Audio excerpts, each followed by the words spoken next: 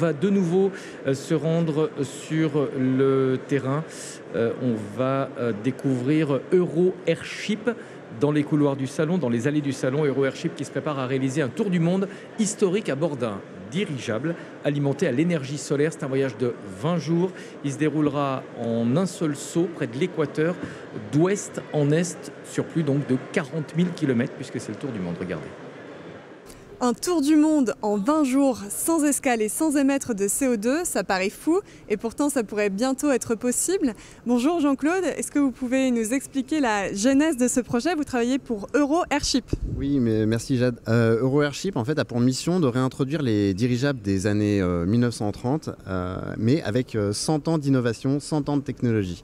Et donc nous allons proposer avec Solar Airship One un dirigeable qui a la particularité en fait d'avoir des films solaires sur la partie haute qui nous permet d'avoir toute l'énergie nécessaire le jour, et on a de l'hydrogène autogénéré par électrolyse de l'eau qui alimente des piles à combustible qui nous permet de tenir la nuit. Et tout ça nous permet en fait d'avoir un système énergétique autosuffisant, donc on n'a pas besoin de carburant et on va pouvoir annoncer qu'on fait un tour du monde sans escale, sans énergie fossile et sans CO2. Et on va faire ça avec un casting de rêve, Bertrand Piccard, qui a déjà fait 2 tours du monde, Dorine Bourneton, qui est la première femme de pilote de voltige en situation de handicap et qui a changé en fait la juridiction pour que justement des pilotes en situation de handicap puissent voler, et avec aussi des astronautes. Voilà. Ce dirigeable, on voit sur cet écran la présentation de ce dirigeable. Il vole à quelle altitude et combien de personnes peuvent monter dedans? Alors pour ce vol expérimental qu'on va faire, donc il va voler à 6000 mètres d'altitude. La traversée va durer une vingtaine de jours. On va traverser, donc ça va être 40 000 km, 25 pays survolés.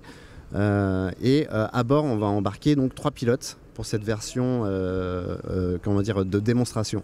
Et après, l'idée c'est qu'on a quand même un modèle qui va être qu'on va pouvoir mettre en industrie, et qui va après on pourra avoir des paquebots volants en fait touristiques de 40 personnes à bord. Alors justement, l'objectif c'est quoi in fine? Remplacer l'avion, montrer que ce dirigeable a sa place aux côtés de l'avion?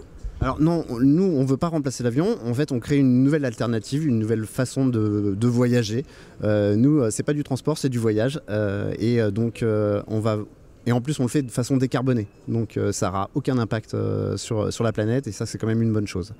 Et donc on a un programme d'évolution où on est sur un modèle 10 tonnes au départ, après on va monter sur des modèles 50 tonnes puis 400 tonnes, avec notamment des applications sur de l'humanitaire, sur le désenclavement des populations, parce qu'on n'a pas besoin d'infrastructures lourdes au sol.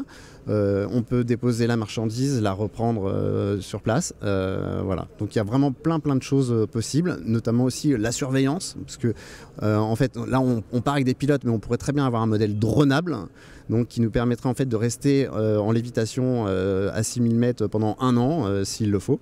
Voilà, donc, et avoir une finesse de surveillance à 6000 mètres d'altitude plus grande qu'un satellite. Le premier voyage est prévu quand? Alors, donc on cherche encore des sponsors parce que il nous faut le construire, cet appareil, mais on ambitionne de le faire 2026-2027. Bon, le rendez-vous est pris, on sera là pour voir ça. Merci beaucoup, bonne fin de salon.